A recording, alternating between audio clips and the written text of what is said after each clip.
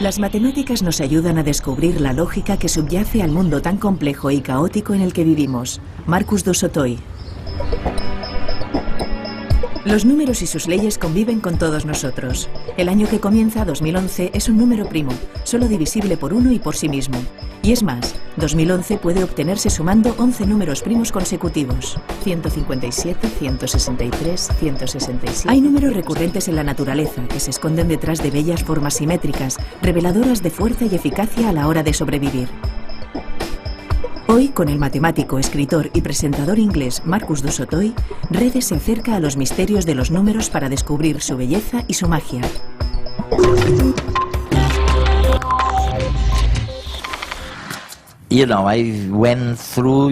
He leído tu maravilloso libro sobre simetría, Marcus, y me encantaría que los telespectadores sintieran lo mismo que sentí yo durante las primeras páginas, cuando tú evocabas o recordabas tu infancia, cuando alguien, creo que fue un profesor.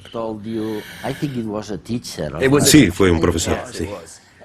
Te contó algo sobre las matemáticas y te dijo, tú lo que necesitas es saber de qué tratan en realidad las matemáticas, ¿no? Gracias a él descubriste un libro con algunos números que luego resultó que eran los de la sucesión de Fibonacci, ¿verdad? Exacto, sí. ¿Por qué no nos recuerdas lo que pasó y de paso tal vez logremos saber en qué consisten realmente las matemáticas?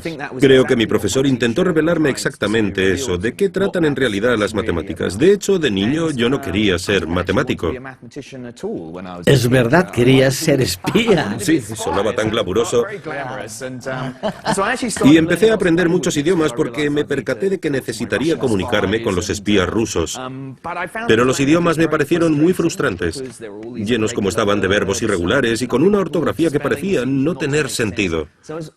Yo buscaba algún tipo de lógica y estructura.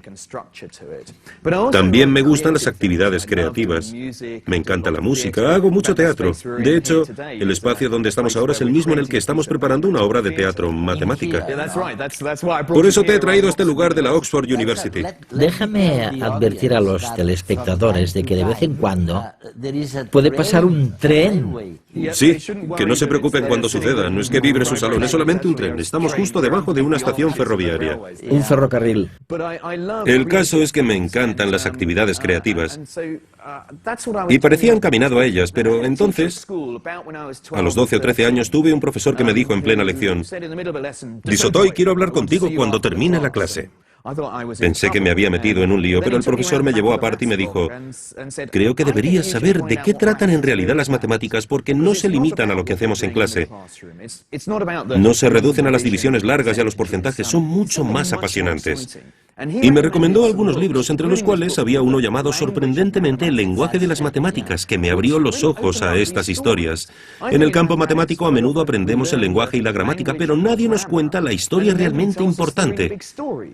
Eso es lo que hizo mi profesor por mí al recomendarme esos libros. De repente, leí sobre la sucesión de Fibonacci y las fantásticas historias que se escondían tras esos números. Recuérdanos en qué consiste la sucesión de Fibonacci. Es una secuencia de números. Empieza así: 1, 1, 2, 3, 5... 8. Cada número se obtiene sumando los dos anteriores.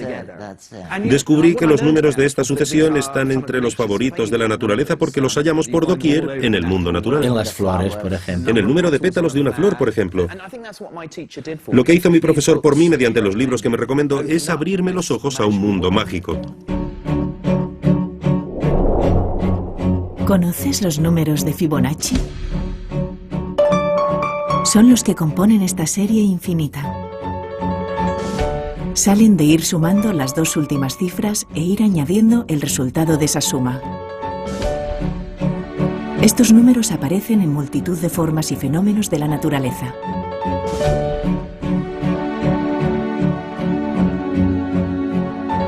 los tallos de ciertas plantas, los pétalos de muchas flores, una estrella de mar, una galaxia en espiral.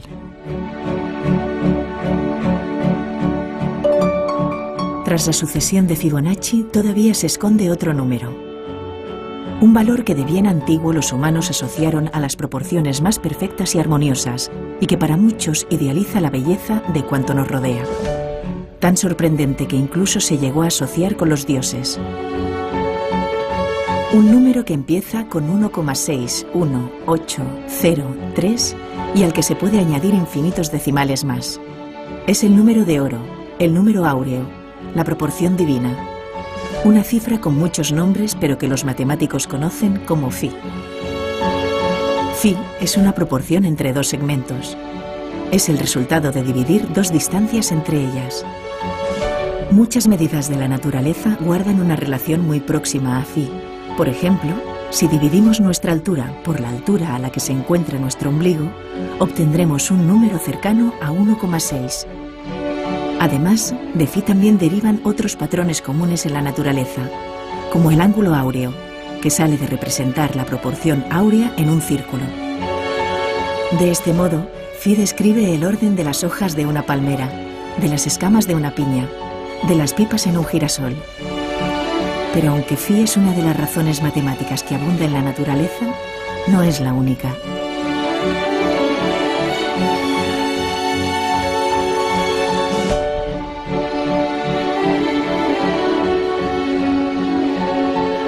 Nuestro mundo está cargado de geometría y de formas simétricas a todas las escalas, en todos los niveles de organización.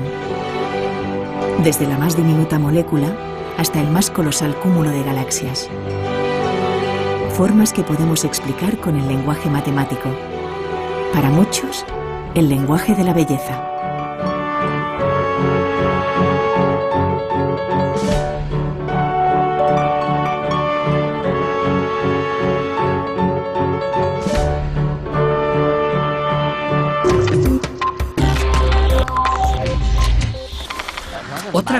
Otra cosa maravillosa que has hecho es escribir este libro sobre la simetría. Con la simetría descubres algo que la mayoría de la gente no sabe. Y es que la simetría está en el corazón de la naturaleza, puesto que es la manera que tienen los animales y las plantas de comunicarse. Eduardo, creo que ahí radica lo fascinante. Es increíble. La simetría, en cierto modo, es el lenguaje de la naturaleza. Ahí estaba yo, intentando aprender idiomas para llegar a ser un espía, cuando descubrí en ese libro que las matemáticas, en concreto la simetría, también constituyen un lenguaje asombroso. El abejorro del jardín, por ejemplo, tiene una visión muy mala, pero puede distinguir las formas simétricas y sabe que es más probable que tengan alimento. La flor, a su vez, quiere atraer a las abejas para que la ayuden a propagar el polen, así que cuanto más simétrica sea la flor, más posibilidades tendrá de que las abejas la vean y la visiten. Incluso los seres humanos la utilizan. Por lo general, si le muestras a alguien dos rostros, uno artificialmente más simétrico que el otro, y le preguntas cuál es más hermoso, todo el mundo suele decantarse por el rostro más simétrico. El más simétrico. ¿Y por qué ocurre? Pues porque es difícil lograr la simetría. La simetría es muy frágil. Tener un rostro muy simétrico significa contar con un buen ADN y con un buen proceso de desarrollo, lo cual comunica información de que somos una buena pareja. Por eso nos atrae la simetría, porque la simetría transmite información sobre lo buenos que somos como parejas. Pero vamos a ver, ¿cómo es posible encontrar simetría también en las rocas? Es cierto, el mundo inanimado también está repleto de simetría. Otra cosa que hay que tener clara sobre la simetría es que para la naturaleza resulta increíblemente eficaz. Por ejemplo, si soplo para formar una pompa de jabón, esta tenderá a adquirir una forma esférica, que en cierto sentido es la más simétrica, porque se trata de un estado de bajo consumo energético. La simetría es muy eficaz para compactar objetos y darles fuerza. Por ejemplo, el motivo por el que los diamantes son tan resistentes es que el carbono está dispuesto en forma de tetraedro, y esa simetría es increíblemente resistente. Otro lugar interesante en el que hallamos simetría es en los virus. ¿En los virus? Sí. ¿Por qué son simétricos los virus? Pues porque se aprovechan de que, gracias a la simetría, hay una regla fácil para su replicación, y no algo complicado que se aplica de un modo distinto cada vez. Es la misma norma en todos lados. El virus quiere realizar muchas copias de sí mismo y la simetría es una manera muy eficaz de lograrlo. La simetría está por todas partes en la naturaleza.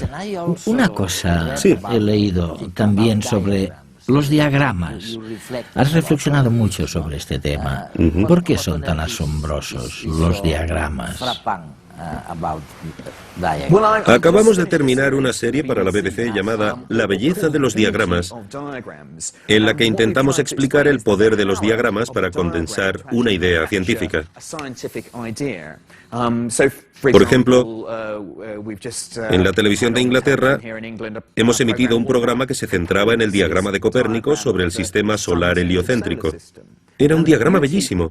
Copérnico fue el primero que situó el Sol en el centro del sistema solar. Esto fue hace 400. Más de 500, y fue una idea increíblemente revolucionaria porque transformó nuestro lugar en el universo, pero lo hizo mediante un diagrama sencillísimo. Ese gráfico logró trasladar la idea, probablemente por primera vez en la historia, de que los seres humanos no eran el centro del universo. Sí, y el libro que escribió Copérnico tenía más de 400 páginas y estaba lleno de palabras, cifras y ecuaciones. Sin embargo, ese diagrama tan sencillo del principio lo resume todo. No hay que seguir leyendo, con verlo basta para saber que el Sol está en el centro del sistema solar. Nos considerábamos el centro de todo y hubo que desechar esa concepción. Ni siquiera estamos en el centro de la Vía Láctea. El Sol está situado en un borde de esta galaxia espiral. Pero creo que resume el poder de las matemáticas, puesto que... Anda, escucha, ahí llega un tren. Ahí va nuestro tren. Sí. Dejemos que pase. Es fantástico. Sí, crea ambiente y todo. Es un tren de pasajeros con destino a Londres. A Londres, bueno, es fantástico, oye. Bueno, vamos a ver. Como decía, creo que la belleza de un diagrama radica en que plasma una idea. Y las matemáticas funcionan muy bien para eso mismo. Para descubrir la lógica y los patrones que subyacen al mundo tan complejo y caótico en el que vivimos. Creo que tanto las imágenes como las matemáticas trascienden las culturas. Tal vez los telespectadores de tu programa tengan problemas para entenderme en inglés y habrá que traducir lo que digo al español. Pero las ideas matemáticas sobre la simetría, sobre la sucesión de Fibonacci o sobre los números primos, otra de mis obsesiones, van más allá de las culturas y creo que incluso trascienden el espacio intergaláctico. Si estuvieran entrevistándome desde la otra punta del universo, nuestra biología podría ser distinta y nuestra química, incluso la física, pero creo que las matemáticas serían exactamente las mismas. Es increíble. Has mencionado los números primos. Tenía mis dudas, y no sabía si preguntarte sobre ellos, porque yo mismo nunca he entendido bien lo que eran. No eres el único. Los matemáticos tampoco acabamos de entenderlos. Son un gran misterio. ¿Habría alguna posibilidad de explicárselo un poco a nuestros telespectadores? Claro. Mi primer libro, que se tradujo al español, se centraba en el misterio de los números primos. ¿Y qué es un número primo? Pues un número indivisible como el 7 o el 17. Estos números empiezan así: 2, 3, 5, 7. El 9 no, porque el 9 es multiplicado por 3. Así que pasamos al 11, 13. El 15 no, porque es 3 multiplicado por 5. Luego tenemos el 17, 19, etc. Estos números son los más importantes de las matemáticas porque todos los números se forman multiplicando los primos entre sí. Así pues, un número como 105 sería 3 multiplicado por 5 multiplicado por 7. Fíjate en esta serie. Es la de los números primos.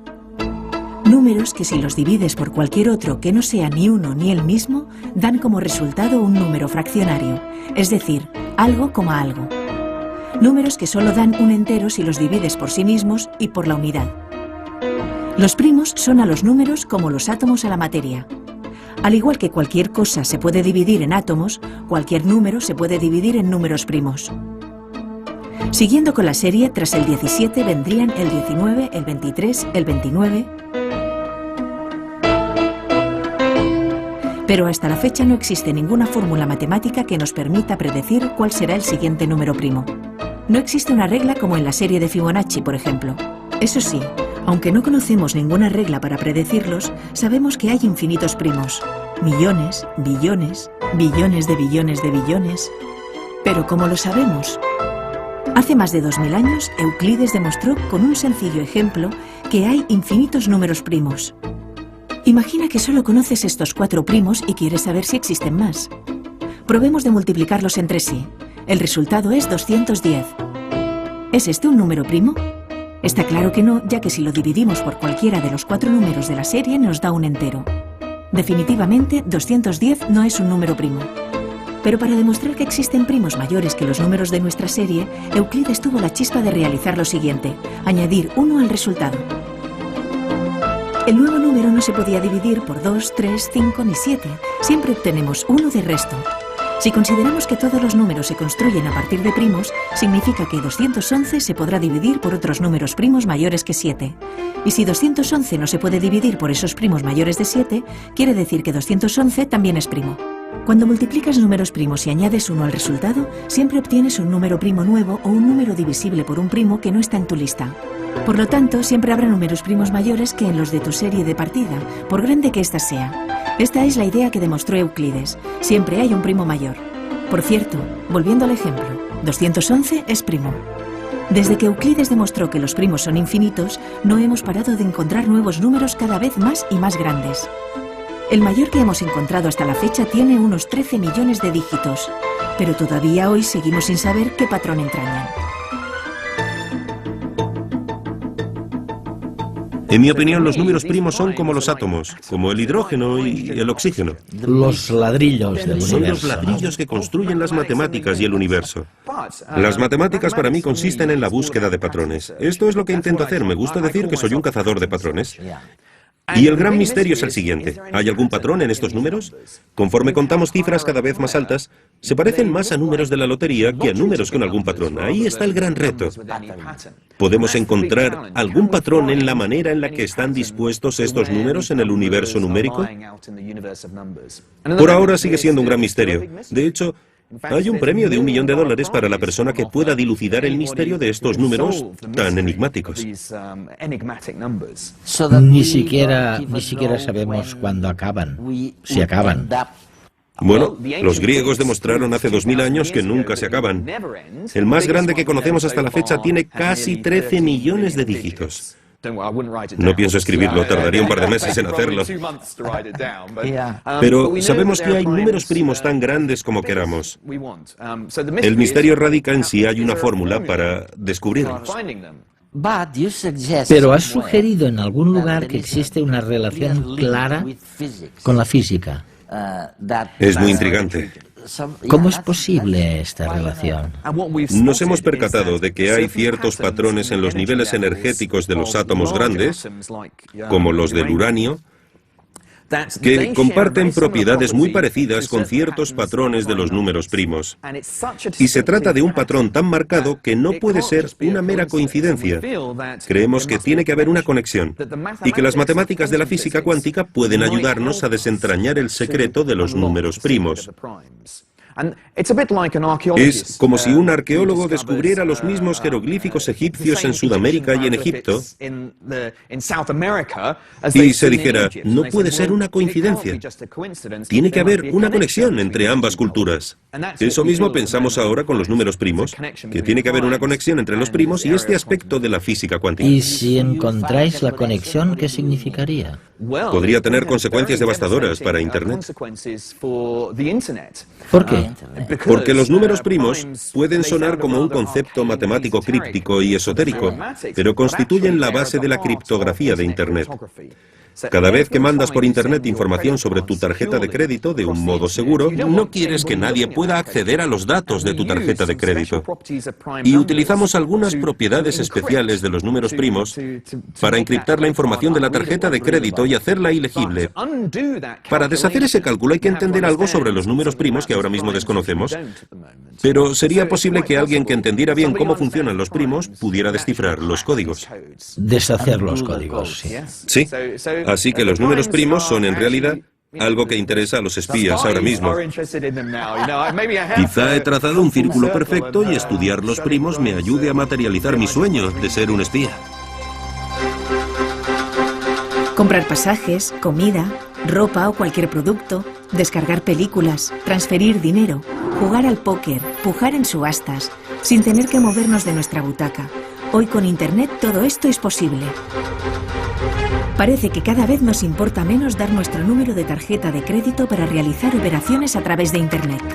Afortunadamente, para proteger nuestros datos, tras la mayoría de estos movimientos, se esconde un complejo mecanismo de cifrado y descifrado en el que participan los números primos.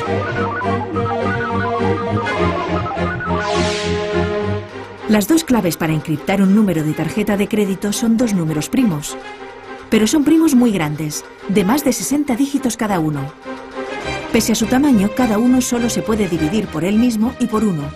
De aquí que sean primos. Se multiplica uno por el otro. Multiplicar dos números primos tan grandes no es muy difícil. Solo falta saberse las tablas y armarse de paciencia. Y el resultado da una cifra de más de 120 dígitos. Esto es mucho. Imagínate. Ni el número estimado de átomos de nuestro universo alcanza las 120 cifras. Pero invertir este proceso, es decir, hallar los dos primos que multiplicados dan ese número colosal, resulta un trabajo extraordinariamente laborioso. Para que te hagas una idea, en los años 70, la revista Scientific American planteó a sus lectores un número de 129 cifras cuyos dos factores primos tardaron 17 años en descubrirse. Además, en esa tarea participaron unas 600 personas. La complicación para hallar estas dos claves recae en el hecho de que el misterio de los primos sigue sin desvelarse, pero la criptografía basada en este método está en jaque. Hace un siglo y medio, el matemático Bernard Riemann planteó una hipótesis que podría desenmascarar este patrón, pero que aún no se ha podido demostrar. Demostrar la hipótesis de Riemann figura como uno de los 7 problemas del milenio que plantea el Instituto Clay de Matemáticas.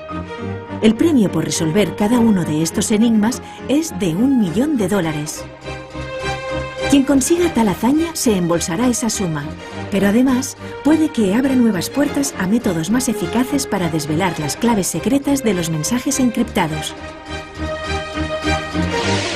Mientras tanto, las cifras que hoy usamos para esconder nuestra información confidencial en realidad ya no rondan los 120 dígitos, sino los 200. Y ciertos gobiernos emplean cifras de hasta 600 caracteres para sus asuntos de Estado. Pero todavía existe otra amenaza, la computación cuántica. Cuando este tipo de computación se alcance, descifrar estos códigos podría ser coser y cantar. Muchos afirman que ello podrá provocar el derrumbe de este tipo de criptografía y habrá que confiar en otros métodos.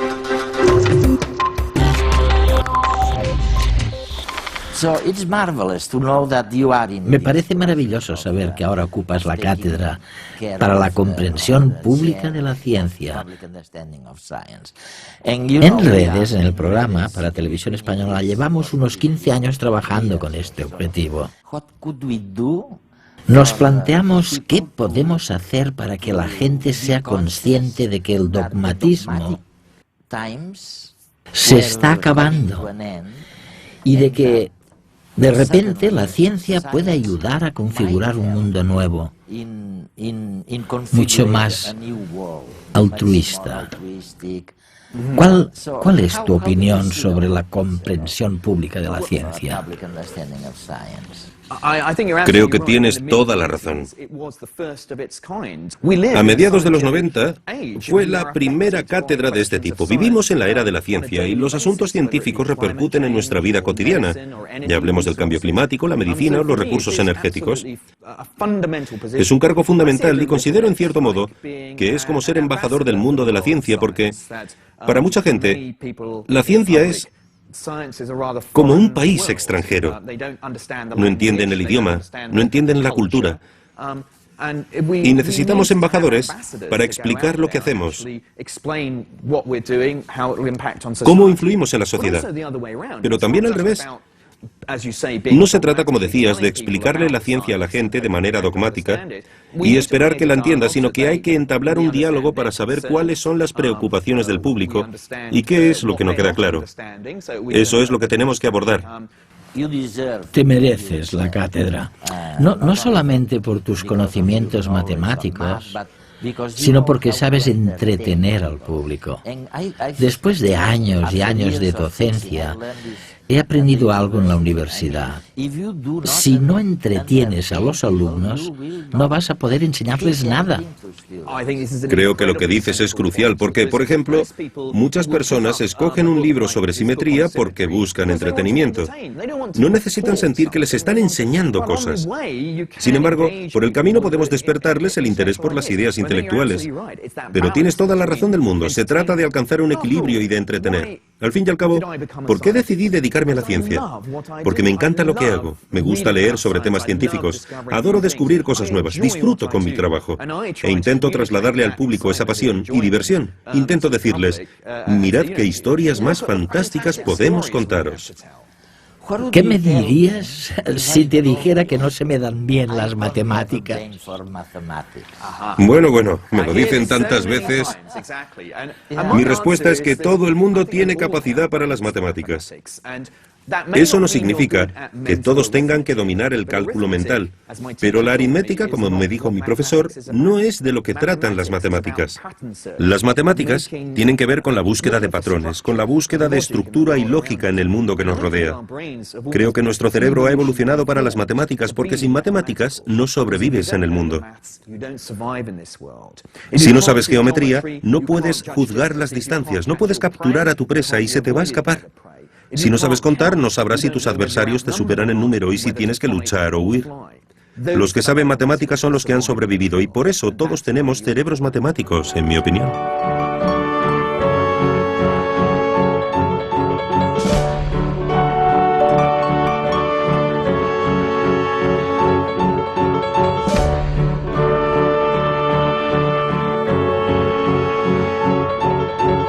Las matemáticas sostienen toda la ciencia y la tecnología que conocemos hoy. Marcus du Sautoy.